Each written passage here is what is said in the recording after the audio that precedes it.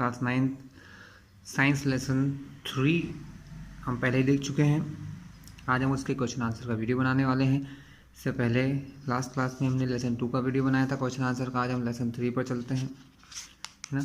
अगर आपने ये वीडियो अभी तक नहीं देखा हो लेसन 3 का तो देख लीजिएगा, है ना, क्योंकि हमने इसी चैनल पर डाल रखा है। और अभी भी इस चैनल पर नए हो तो इसको सब्सक्राइब कर लेना, जिससे आने वाले वीडियोस आपको मिलते रहेंगे। लेसन 3 का नाम है एटम्स एंड मॉलिक्यूल्स, ठीक है।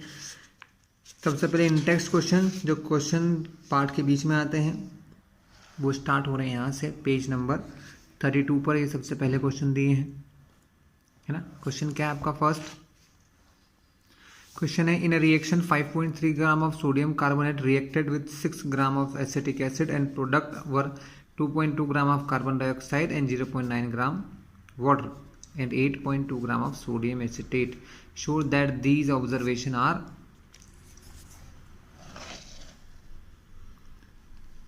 agreement with the law of conservation of mass. ये law of conservation of mass के हिसाब से सही है। चलिए करके देख लेते हैं। फॉर्मूला भी दिया है यहाँ पर, sodium carbonate plus acetic acid, इससे बनता है sodium acetate carbon dioxide plus water. तो स्टूडेंट्स बहुत ईजी सा है। फॉर्मूला क्या था हमारा? फॉर्मूला दिया है हमको बुक में, क्वेश्चन में दिया है लास्ट में, sodium carbonate plus ethanoic acid. तो इन दोनों का मास कितना है? इन दोनों को रिएक्टेंट कहा जाता है, जो इस एरो के इस तरफ लिखे होते हैं। ये रिएक्शन करने के बाद जो बनाते हैं वो हमारा क्या होता है? प्रोडक्ट होता है। तो सोडियम इथेनोएट कार्बन डाइऑक्साइड और वाटर हमारे प्रोडक्ट हैं। लॉ ऑफ कंजर्वेशन ऑफ मास क्या कहता है कि रिएक्टेंट्स का मास प्रोडक्ट्स के मास के इक्वल होना चाहिए। रिएक्टेंट है यहाँ पर sodium carbon ethanoic acid, sodium carbonate दिया है 5.3 और 6 ग्राम दिया है इथेनोइक एसिड। तो इन दोनों का मास कितना हो जाएगा? 6 और 5.3 का 11.3। और मास आप प्रोडक्ट निकाल लो। आप प्रोडक्ट का मास कितना होता है? जितने भी यहाँ दिए इन तीनों का मास 2.2, 0.9, 8.2। तो 8.2, 2.2, 0.9 तीनों को प्लस किया, आंसर वही आया 11.3। इसका मतलब मास ऑफ रिएक्टेंट और मास ऑफ प्रोडक्ट बराबर है। Hence observation are agreement with the law of conservation of mass. अगर ये दोनों इक्वल आ रहे हैं तो ये जो लॉ हमने पढ़ा है वो सही है। अगर इक्वल नहीं आते तो हम क्या कहते हैं कि इसके साथ एग्रीमेंट नहीं कर रहा है, गलत दिखा रहा है। Hydrogen and oxygen combine in the ratio 1:8 by mass to form water. What mass of oxygen gas would be required to react completely with 3 gram of hydrogen?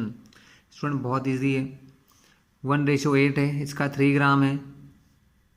अगर यहाँ पर 3 रखें तो यहाँ पर भी 8 3 24 ग्राम हो जाएगा। बहुत इजी क्वेश्चन है, तो सिंपल सी बात है। हम देख रहे हैं, जब यहाँ से समझिए कि यहाँ 1 और 8 दिया है, यहाँ 1 ग्राम के साथ इसका 8 ग्राम।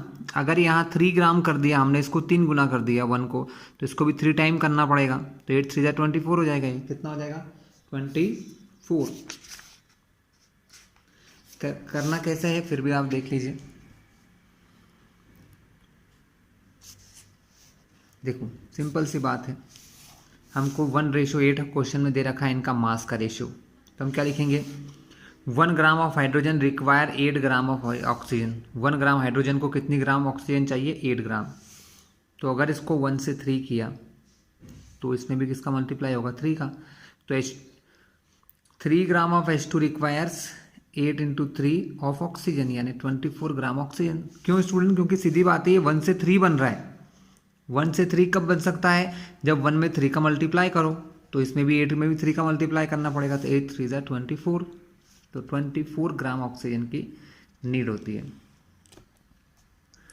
अगला क्वेश्चन यही देख लेते हैं। Which postulate of Dalton's atomic theory is result of the law of conservation of mass? Law of conservation of mass के को प्रूफ करने के लिए डाल्टन का कौन सा पोस्टुलेट है? डाल्टन ने क्या कहा था? Atoms are indivisible. Atoms indivisible होते हैं which can not be created और destroyed in the chemical reaction. उनको ना तो केमिकल रिएक्शन में बनाया जा सकता है, ना ही मिटाया जा सकता है। Which postulate of Dalton's atomic theory can explain the law of definite proportion? The relative number of and kinds of atoms are constant in a given compound. मतलब relative number and kinds, relative number का मतलब होता है कि कोई compound में, जैसे अभी ऊपर हमने देखा H2O का, तो इसमें हाइड्रोजन के एटम और ऑक्सीजन के एटम डेफिनेट प्रोपोर्शन में रहेंगे। 2 हाइड्रोजन के साथ 1 ऑक्सीजन है तो ये हमेशा ऐसा ही रहेगा। इसको कहते हैं रिलेटिव नंबर ऑफ एटम, है ना। तो ये सेम रहते हैं, है ना। अगर जितना कहीं का भी वाटर लो, वाटर में हमेशा मास रेशो हमेशा 1:8 रहेगा और एटम का रेशो यहाँ पर 2:1 ही रहेगा। 2 हाइड्रोजन एटम पर 1 ऑक्सीजन एटम हमेशा मिलेगा आपको, है ना। तो ये डेफिनेट प्रोपोर्शन होता है। चलिए अब पेज नंबर 35 के क्वेश्चन है। पेज नंबर 35 पे दिया है define the atomic mass unit. Atomic mass unit क्या होती है, तो हमने क्या मान रखा है, 1 atomic mass is the mass of equal to exactly 1/12 यानी 1/12 mass of 1 atom of carbon 12। मतलब सिंपल है, कार्बन 12 एक एटम है, कार्बन जिसका एटॉमिक मास 6 होता है और जिसका मास नंबर 12 होता है, ठीक है। उस मास नंबर 12 वाला जो कार्बन एटम है, अगर उस कार्बन एटम को 12 पार्ट में बांट दें, मतलब उसके 12वें हिस्से को अगर उसको 12 से डिवाइड कर दें, कार्बन के एटम के मास को अगर 12 से डिवाइड कर दें, तो उससे जो मास निकलेगा वो हमारा होगा मास ऑफ 1 यूनिट, या उसको मानते हैं 1 atomic mass. Why is it not possible to see an atom with naked eyes. मतलब किसी एटम को हम नेक्ड यानी खुली आंखों से जैसे हम लोग देखते हैं, क्यों नहीं देख सकते, जैसे हम पेड़ पौधे देख पाते हैं इतना, क्योंकि वो बहुत छोटा होता है। It is not possible to see an atom with naked eyes because it is very very small in size. मतलब बहुत बहुत छोटा होता है, वो साइज में बहुत ही छोटा होता है। पेज नंबर 39 के कुछ क्वेश्चन है यहाँ पर हमारे सामने। फॉर्मूलेज है स्टूडेंट, ये फॉर्मूलेज तो बहुत ही अच्छे हैं। Write down the formula of sodium oxide, aluminium chloride, sodium sulphate. मैंने जो वीडियो बनाया स्टूडेंट, अगर आप उसको ध्यान से देख लोगे तो यहाँ ये फॉर्मूले आपको देखने की ज़रूरत नहीं पड़ेगी, बहुत आसानी से मैंने उसमें सिखाया हुआ है कि किस प्रकार फॉर्मूलेज को हम बना सकते हैं, है ना। सोडियम ऑक्साइड का फॉर्मूला Na2O होता है, एल्यूमिनियम क्लोराइड का AlCl3, सोडियम सल्फाइड का Na2S, मैग्नीशियम ऑक्साइड का, ये फॉर्मूला एक्चुअली गलत दिया है स्टूडेंट, MgO होता है मैग्नीशियम ऑक्साइड का, और ये जो फॉर्मूला है ये मैग्नीशियम हाइड्रोक्साइड का है, उसको मैं सही करवा देता हूँ आपके लिए। तो स्टूडेंट ये है हमारा क्वेश्चन, मैग्नीशियम हाइड्रोक्साइड निकालना था, तो फॉर्मूला सही लिखा है इन लोगों ने, यहाँ थोड़ा सा प्रिंटिंग मिस्टेक कभी कभी हो जाती है। तो यहाँ पर मैग्नीशियम ऑक्साइड को चेंज करके यहाँ क्या करना है आपको, हाइड्रोक्साइड,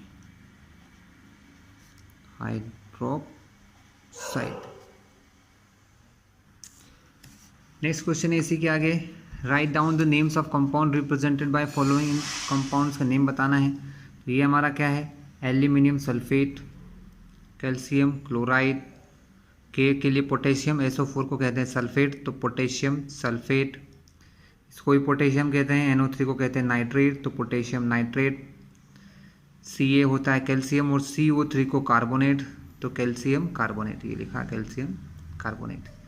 ठीक है class. What is mean by term chemical formula. Chemical formula क्या होता है, the chemical formula of a compound represents the composition of molecule of the compound. किसी कंपाउंड के मॉलिक्यूल का कंपोजिशन बताता है कि उसके अंदर कितने एटम्स हैं, डिफरेंट टाइप के, in terms of symbol of the element present in it. उसके अंदर प्रेजेंट जितने भी सिंबल है उनके बारे में हमको बताता है। How many atoms are present in a, कितने एटम प्रेजेंट हैं H2S मॉलिक्यूल में। तो देखिए स्टूडेंट बहुत आसान है, H2 है मतलब हाइड्रोजन के 2 एटम, S अकेला है तो 1 सल्फर का एटम, तो टोटल एटम कितने हो गए 3। H2S के अंदर 2 एटम हाइड्रोजन के, 1 एटम सल्फर का, 3 एटम। PO4 में फॉस्फोरस का 1, ऑक्सीजन के 4, तो टोटल हो गए 5 एटम। ठीक है। पेज नंबर 40 के जो इंटेक्स क्वेश्चन उनको देखिए, यहाँ पर मॉलिक्यूलर मास निकालना है H2O2 इन सब का। तो मॉलिक्यूलर मास के लिए आपको इनके मॉलिक्यूलर मास पहले याद होना चाहिए स्टूडेंट, तो ही आप कर पाओगे। हाइड्रोजन का मॉलिक्यूलर मास 1 होता है, एटॉमिक मास 1 होता है। यहाँ हाइड्रोजन के 2 एटम हैं, तो 2 × 1, क्यों, क्योंकि हाइड्रोजन का मास होता है 1 यूनिट, या 1 एटॉमिक मास यूनिट, तो 2 1 जा 2, तो इसका मास कितना होगा 2 यूनिट। O2 का देखते हैं। ऑक्सीजन के यहाँ कितने एटम्स हैं? ऑक्सीजन के यहाँ 2 एटम है, O2, तो 2 इंटू, और पर ऑक्सीजन के एक एटम का मास होता है 16, तो 2 इंटू 16 यानी 32 यूनिट इज द मास। वैसे क्लोरीन का Cl2 2 एटम है, तो यहाँ लिख दिया 2 इंटू, क्लोरीन का मास होता है 35.5, दोनों का मल्टीप्लाई करोगे 71 यूनिट। CO2 का कैसे निकालोगे? एक कार्बन, तो कार्बन का हो गया 12 प्लस ऑक्सीजन के 2 हैं, तो 2 इंटू ऑक्सीजन का होता है 16 मास, है ना, याद होगा तो आराम से कर लोगे। 16 2 जा 32, 32 में 12 जोड़ोगे तो 44 यूनिट। यहाँ पर इन्होंने ये लगाना है, इक्वल टू लगाना है। CH4 कार्बन का होता है 12, कार्बन का 12 होता है। कार्बन के कितने एटम है? एक ही है, तो 1 इंटू 12 प्लस हाइड्रोजन का 1 होता है, पर हाइड्रोजन के 4 एटम है, तो 4 इंटू 1, ये 4 एटम और ये एक का मास, 4 1 जा 4, 12 1 जा 12, 12 प्लस 4 16 यूनिट। C2H6 में 12 होता है कार्बन का, तो यहाँ कार्बन का 12, कितने कार्बन है 2, तो यहाँ 2 से मल्टीप्लाई, 12 2 जा 24। हाइड्रोजन 6 है, हाइड्रोजन का होता है 1, कितने हाइड्रोजन है 6, तो 6 1 जा 6, 24 प्लस 6 30 यूनिट, आंसर आ गया। C2H4 का, C2H4 कार्बन का 12, तो ये लिखा 12, कितने कार्बन है 2, तो 2 इंटू 12 प्लस हाइड्रोजन 4 है, 1 इंटू 4, तो 12 2 जा 24 plus 4 28 unit. Molecular mass of NH3, ammonia का मोलिकुलर मास, नाइट्रोजन का होता है 14, यहाँ नाइट्रोजन के कितने एटम है कुछ नहीं लिखा, तो 1, तो 14 1 जा 14 प्लस 3 1 जा 3, क्योंकि हाइड्रोजन का होता है 1 और हाइड्रोजन के 3 एटम है, तो 3 इंटू 1, टोटल आ गया 17। CH3OH का निकालिए, देखिए कार्बन का कितने एटम है 1 है, तो 1 एटम ऑफ कार्बन इंटू उसका मास 12 प्लस हाइड्रोजन के कितने हैं 3 यहाँ पर, एक यहाँ पर 4, तो 1 इंटू 4 प्लस ऑक्सीजन का भी 1 एटम है, तो 1 एटम इंटू उसका मास 16, 16 1 जा 16 प्लस 4 20, 20 प्लस 12 32। नेक्स्ट है calculate the formula unit mass, same ही होता है मॉलिक्यूलर मास जैसा ही, ZNO Na2O K2CO3 given atomic masses हैं, सबके मासेस दिए हैं, जिंक का 65, सोडियम का 23, पोटेशियम का 39, कार्बन का 12, ऑक्सीजन का 16, ठीक है। तो हमें निकालना है ZNO, तो जिंक और ऑक्सीजन, जिंक का होता है 65, ऑक्सीजन का 16, दोनों को प्लस करो 31 यूनिट, क्लियर है। Na2 निकालना है, Na2 सोडियम 2 है, एक सोडियम का 23 होता है, तो 2 सोडियम का कितना हो जाएगा 23 इंटू 2 46, ऑक्सीजन तो अकेला ही है, अकेले का होता है 16, तो 46 में 16 प्लस करो 62 यूनिट। K2CO3 पोटेशियम का 39, कितने एटम है K2 2 है, तो 2 इंटू 39 प्लस कार्बन अकेला है, तो 1 इंटू 12 प्लस ऑक्सीजन 3 है, तो ये 3 एटम इंटू एक एटम का मास 16, 16 3 जा 48, 12 1 जा 12 और 39 2 जा 78, इन सबको प्लस करोगे तो आंसर आ जाएगा 138 यूनिट। पेज नंबर 42 के क्वेश्चन देखते हैं। If 1 mole of carbon atom weight 12 gram, अगर 1 मोल कार्बन का वेट 12 ग्राम है, तो what is the mass in gram of 1 atom of carbon. देखिए हमको ये पता है कि 1 मोल का मतलब होता है 6.02 इंटू 10 की पावर 33 एटम। जब इतने एटम एक साथ मिलते हैं तो उसे 1 मोल कहते हैं।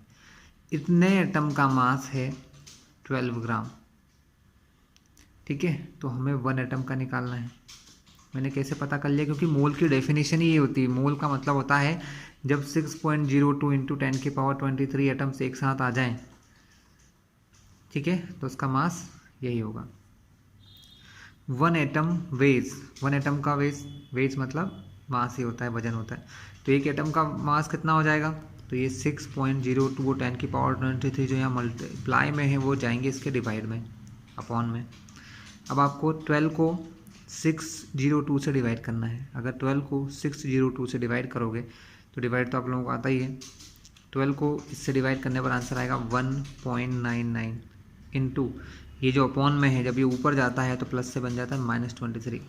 क्या बन जाता है? प्लस से -23। तो ये था पहला क्वेश्चन। तो एक एटम का मास इतना होता है। Which has more number of atom, 100 gram of sodium और 100 ग्राम ऑफ आयरन। सिंपल है, मोल निकाल लीजिए, जिसका जितना ज़्यादा मोल। नंबर ऑफ मोल Na, मोल निकालने का फॉर्मूला गिवन मास अपन मोलर मास।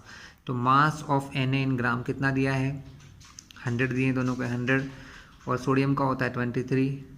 डिवाइड करोगे 100 को 23 से तो 4.3 मोल आ गए। सोडियम के मोल 4.3। वैसे ही Fe होता है आयरन, Fe को आयरन कहते हैं स्टूडेंट, है ना। ये लैटिन नेम में, उसको लैटिन भाषा में फेरस कहते हैं, लेकिन उसका जनरल नेम आयरन है। तो वही फॉर्मूला होता है गिवन मास, मास कितना दिया है 100 ग्राम, और आयरन का मास होता है कितना है 56, यानी 100 को 56 से आप डिवाइड करेंगे तो उसके मोल निकल जाएंगे। ठीक है, तो मोल कितने हो जाएंगे स्टूडेंट्स के? तो इट्स मोल 1.8। सोडियम के मोल थे 4.3, इसके 1.8 ज़्यादा किसके हैं? सोडियम के। इसका मतलब sodium has more moles of atom, या उसके ज़्यादा एटम्स होंगे। ये है हमारे टेक्सचुअल एक्सरसाइजेस, क्वेश्चंस हैं जो बुक के पीछे के एक्सरसाइज के हैं। इजी से हैं।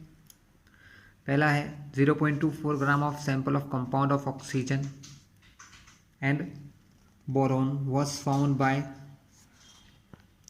analysis to contain 0.096 gram of boron and 0.114 gram of oxygen. Calculate the percentage composition of, हमको इनके परसेंटेज कंपोजिशन निकालना है स्टूडेंट। 0.24 ग्राम है बोरोन और ऑक्सीजन का कोई कंपाउंड, जिसमें बोरोन ऑक्सीजन दोनों है। इस 0.24 में से इतना जो है वो बोरॉन है और ये पार्ट है ऑक्सीजन का। तो हमें दोनों के कंपोजिशन निकालना है। कंपोजिशन निकालने का सिंपल सा तरीका होता है, बोरॉन का मास ऊपर लिखो, नीचे टोटल मास। तो 0.096 बोरॉन का था, नीचे टोटल मास 0.24 मल्टीप्लाई करो 100 से, तो यहाँ से परसेंटेज निकल जाएगा। ठीक है, इसको सॉल्व करना तो आपको आता ही है, आसान काम होता है। ठीक है, इसको आप सॉल्व कीजिएगा। अगर आप इसको डिवाइड करते हैं, कम्प्लीटली सॉल्व करेंगे स्टूडेंट, तो 40% आएगा। और इजी है, कर सकते हैं आप लोग। इन दोनों का मल्टीप्लाई करना है और फिर 0.24 से डिवाइड। सेम तरीके से 0.114 को लेंगे, 0.114 अपॉन में टोटल मास। टोटल कितना था? टोटल देखो, ये ऑक्सीजन का मास ऊपर, क्योंकि हम परसेंटेज निकाल रहे हैं ऑक्सीजन का कि ऑक्सीजन कितने परसेंट है। तो ऑक्सीजन का परसेंट निकालने के लिए मास ऑफ ऑक्सीजन ऊपर अपॉन में टोटल मास 0.24 इंटू 100 ऊपर, तो ये परसेंटेज में आ जाएगा। 60% ऑक्सीजन, 40% बोरॉन। क्लियर हो गया। When 3 gram of carbon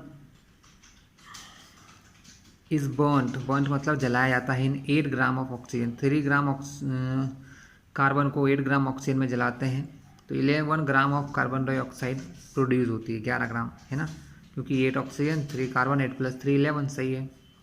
what mass of carbon dioxide will be formed when 3 gram of carbon is burned in 50 gram of oxygen.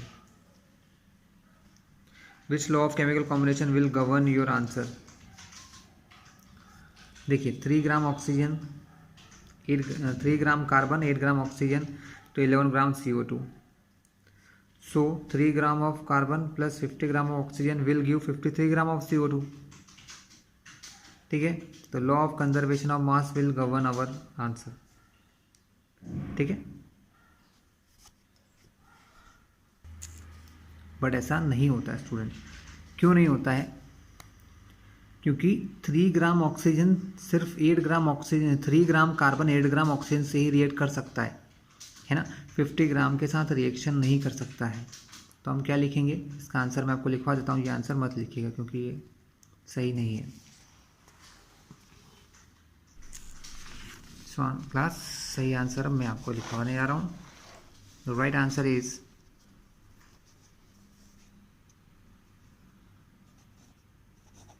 3 gram of carbon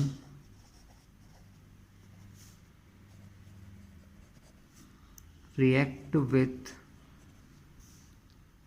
8 gram of oxygen.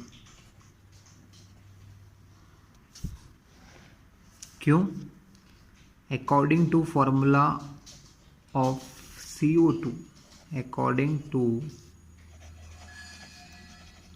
Formula of CO2। कैसे पता चला student, कैसे इनका ratio पता चलता है? ध्यान से देखिए, समझा रहा हूँ, ऐसा लिखना कुछ नहीं है, आप लिख लोगे तो आंसर समझ में जाएगा। मैं आपको लिखवा देता हूँ फिर समझाऊंगा। 3 ग्राम oxygen react with 8 gram of oxygen according to the formula. So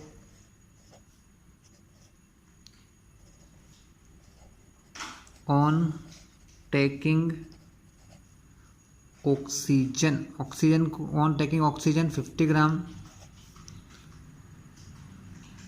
only 8 gram oxygen is used and only 11 gram of CO2 formed। 11 gram CO2 ही बनेगी, ठीक है। 3 gram of oxygen react with 8 gram oxygen according to the formula of CO2. So on taking O2 50 gram, only 8 gram of oxygen is used and only 11 gram of CO2 is formed. Rest of oxygen, बची हुई जो oxygen है, rest of oxygen not react। ऐसा इसलिए student, ये तो आपका answer हो गया, इसको तो आप कॉपी कर लेना, ये आपका आंसर नंबर 2 होगा एक्सरसाइज का। ऐसा क्यों होता है? ये कौन से लॉ के अकॉर्डिंग है? It is govern law of constant या डेफिनेट प्रोपोर्शन।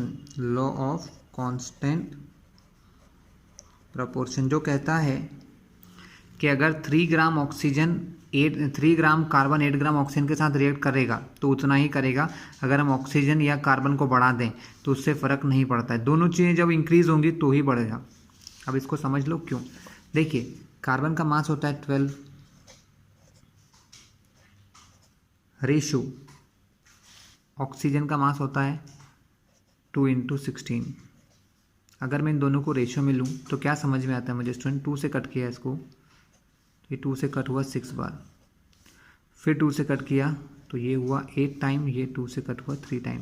अब यहाँ बचा 3 और यहाँ बचा 8। इसका मतलब सिंपल है कि अगर कहीं पर भी कार्बन डाइऑक्साइड बन रही है या इस दुनिया में कहीं पर भी जो कार्बन डाइऑक्साइड है उसके अंदर कार्बन की 3 ग्राम, अगर मान लो 3 एटम कार्बन होते हैं, 3 ग्राम कार्बन है तो उसके साथ 8 ग्राम ऑक्सीजन ही चाहिए।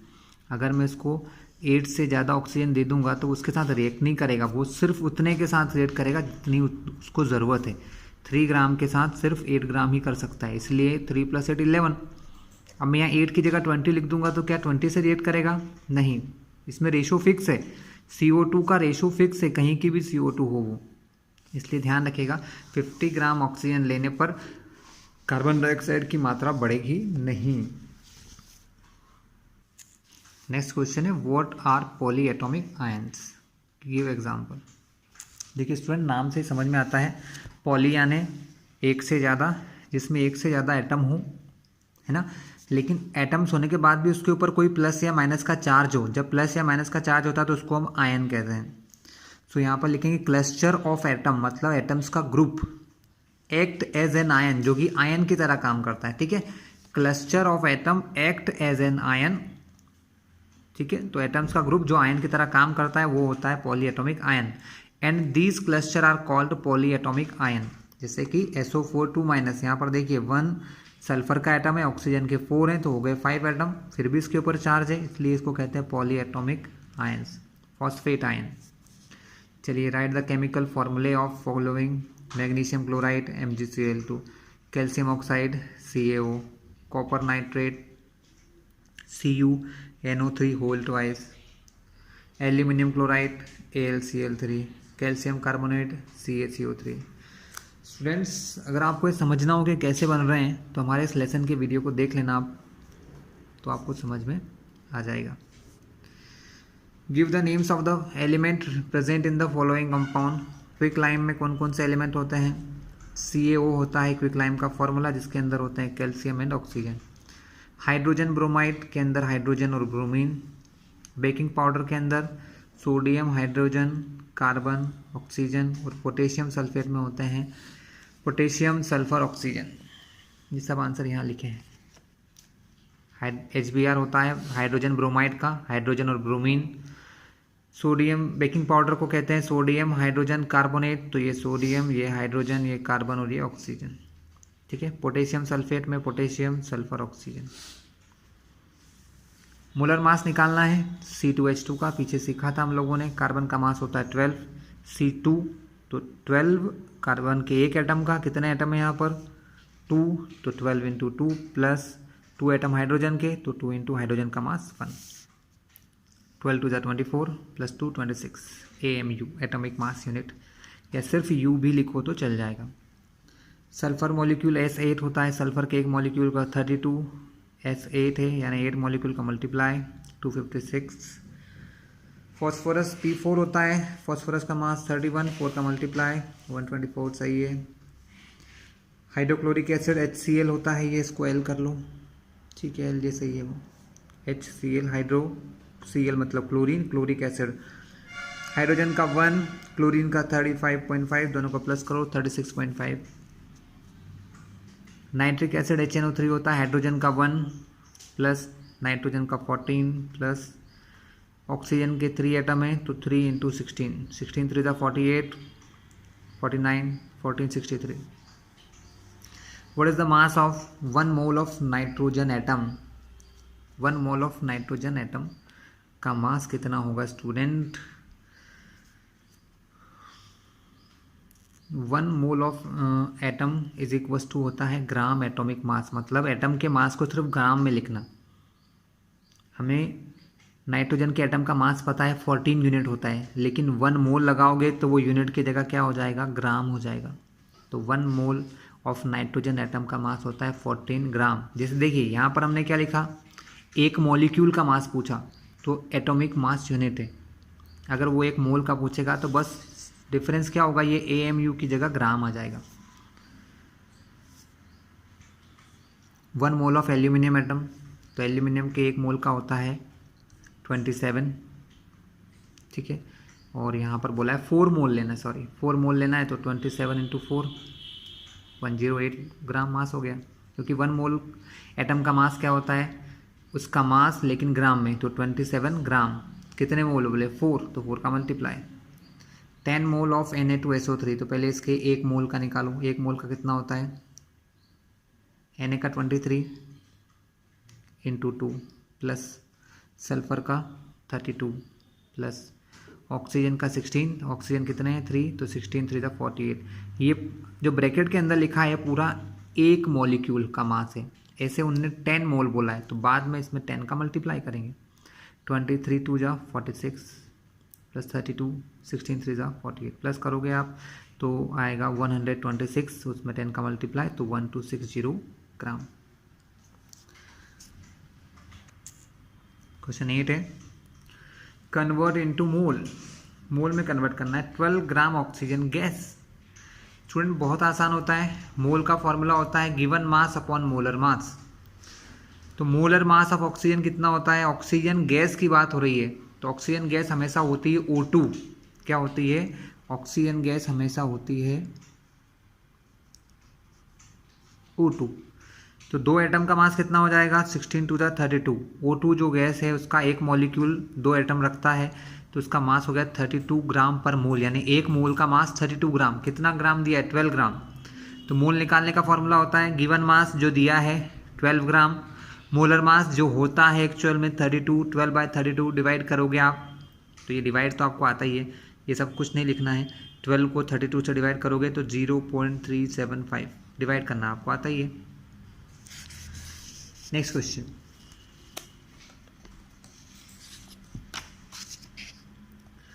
Molar mass of water, water का मोलर मास, क्वेश्चन तो पढ़े पहले क्या लिखा है।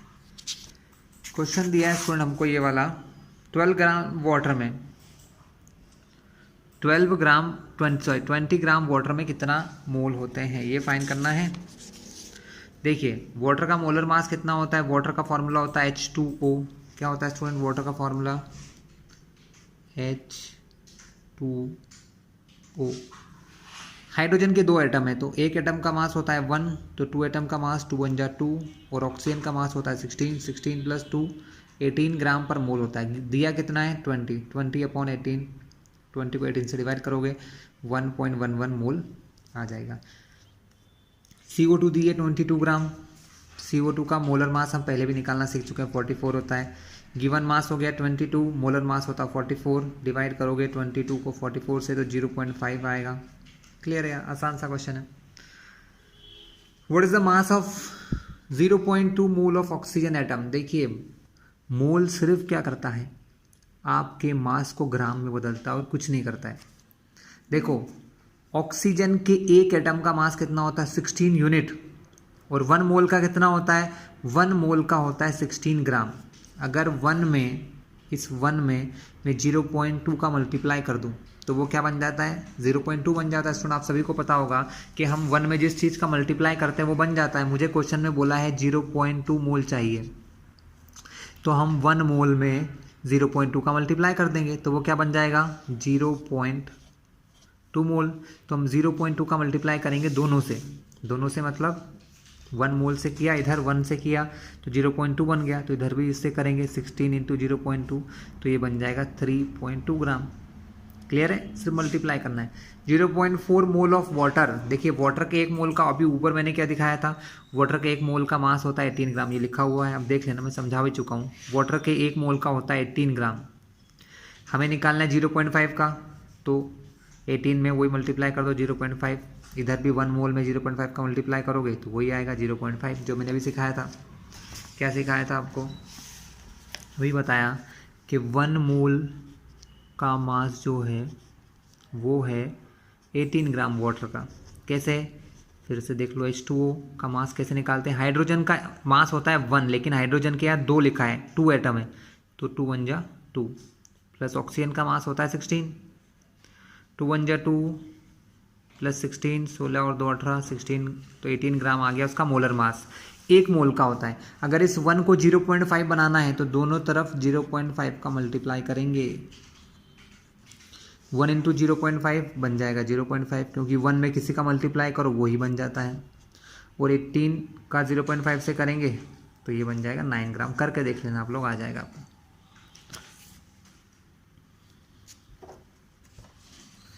क्वेश्चन नंबर 10 क्या है, calculate the number of molecule of sulphur present in 16 gram of solid sulphur. Sulphur का जो टोटल है 1 मोल सल्फर के अंदर एक मॉलिक्यूल में होते हैं 8 एटम, है ना। हमें तो नंबर ऑफ मॉलिक्यूल निकालना है। अच्छा ठीक है, तो सल्फर का टोटल मास कितना होता है पहले ये देख लीजिए। एक मॉलिक्यूल में होते हैं 8 एटम, एक एटम का मास 32, तो 8 एटम का मास कितना हो जाएगा 256 ग्राम, इसका मोलर मास हो गया। देखो 1 मोल ग्राम लिखा है, यानी 1 मोल ऑफ S8। S8 उसका फॉर्मूला है, सल्फर का फॉर्मूला होता है S8। एक एटम का मास 32, तो 8 एटम का मास 18 का 8 का 32 से मल्टीप्लाई, तो 256 ग्राम हो गया इसका मोलर मास। S8 का मोलर मास कितना हो गया 256। दिया कितना है 16 ग्राम दिया है, हमको मोल निकालना है ना। सबसे पहले मोल निकालेंगे, इसको मैं करवा देता हूँ कॉपी में स्टूडेंट, आप समझ लीजिए, आसान है। दिया क्या है, हमको वैल्यूज़ दी, इसको मैं प्रॉपर करवा देता हूँ जिसे आप एग्ज़ाम में उतार सकते हैं। हमको गिवन है मोलर मास, क्या दिया है मोलर मास।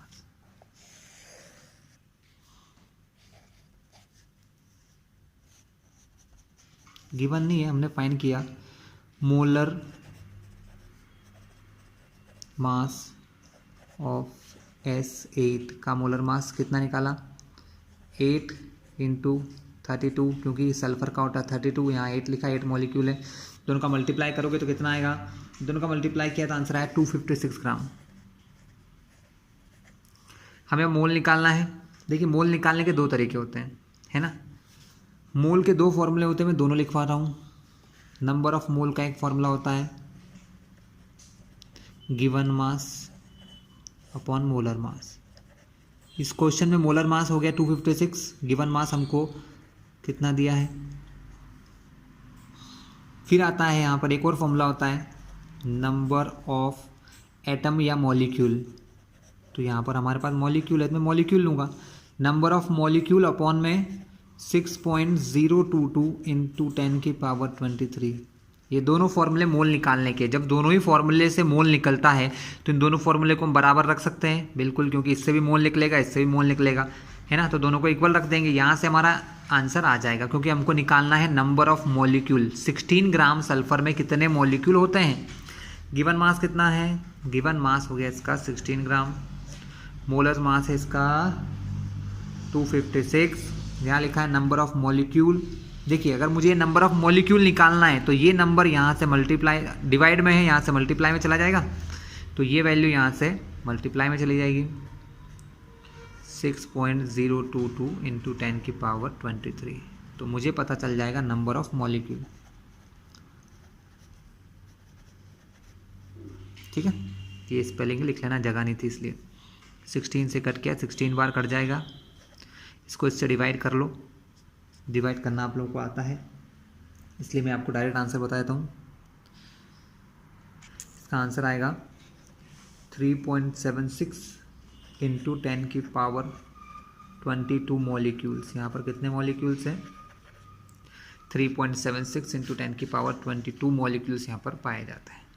क्लियर है क्लास। लास्ट क्वेश्चन बचा है, क्वेश्चन 11, उसको भी देख लेते हैं, तो यहाँ पर ये लेसन हमारा फिनिश हो जाएगा। Calculate the number of aluminium ion present in, aluminium के आयन निकालना है जो कि प्रेजेंट होते हैं 0.051 ग्राम ऑफ एल्यूमिनियम ऑक्साइड के अंदर। देखिए एल्यूमिनियम ऑक्साइड का फॉर्मूला क्या होता है। एल्यूमिनियम ऑक्साइड का फॉर्मूला होता है Al2O3। अगर 1 मोल ये लें Al2O3 तो 1 मोल का मास कितना निकलेगा, 102 ग्राम। देखिए तो हमको पहले क्या करना होगा, 0.051 ग्राम हमको एल्यूमिनियम ऑक्साइड दिया है ना, तो हम इसके मोल फाइंड करेंगे। बिना मोल कुछ भी नहीं है, तो मोल कैसे निकाले जा सकते हैं, वही तरीका गिवन मास अपन मोलर मास। ठीक है, तो मोल निकाल लो, मोल के बाद आगे का काम करेंगे। देखिए हमको दिया है मोल का फॉर्मूला, तो हम निकालेंगे। देखिए सॉल्यूशन तो पूरा आपके सामने है, ये सही सॉल्यूशन है, कोई दिक्कत नहीं, समझा रहा हूँ मैं आपको कैसे करना है। ठीक है, हमने पहले क्या किया, एल्यूमिनियम ऑक्साइड के मोल निकाले। एल्यूमिनियम ऑक्साइड के मोल कैसे निकलेंगे, गिवन मास 0.051 अपॉन में मोलर मास। मोलर मास क्या होता है, मोलर मास इसका दिया है 102। इतने यहाँ, सॉरी मैंने गलती से पॉइंट यहाँ लगा दिया, इसको फिर से लिख लो, 0.051 अपॉन में 102। इससे निकलेंगे number of moles of Al2O3 के मोल निकल जाएंगे। ठीक है, अब इसको कुछ नहीं करना है, ऐसे रखना है। अब हमको क्या दिख रहा है कि इसके एक मॉलिक्यूल में 2 एटम हैं, एल्यूमिनियम के 2 एटम है, यानी 2 आयन बनेंगे, है ना। यानी अगर ये पूरा अगर 1 मोल होता है, Al2O3 1 मोल होता है, तो उसके अंदर 2 मोल आयन है। कितने आयन हैं, डबल आयन है। जितने मोल निकलेंगे उससे डबल आयन किसके हैं, इसके एक मोल में Al2 कितने हैं। देखिए यहाँ पर अगर ये पूरा मिलके 1 मोल है तो इसके अंदर Al कितने हैं, 2 है, तो इसके अंदर 2 मोल एल्यूमिनियम के आयन होंगे। हमने मोल कितने निकाले, हमने मोल निकाले, ये हमारे मोल पता चल गए। अब इसके एक इतने मोल में कितने आयन्स होंगे, इसमें 2 का मल्टीप्लाई कर दो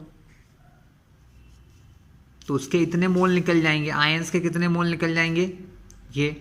फिर हमने जो फॉर्मूला लगाया था पिछले क्वेश्चन में, वही फॉर्मूला यहाँ लगा सकते हो नंबर ऑफ एल्यूमिनियम निकालने के। नंबर निकालने का फॉर्मूला क्या है कि मैं इन दोनों फॉर्मूले को इक्वल रख दूंगा। कौन सा फॉर्मूला? मोल का। गिवन मास अपन मोलर मास से मैंने आंसर निकाल लिया मोल का, और ये वाला फॉर्मूला।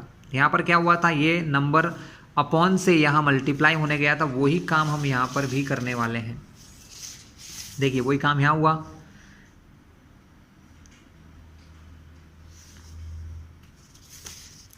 ये निकल गया मोल 2 इंटू 051 इंटू में 6.022 इंटू 10 की पावर 23 अपॉन में 102।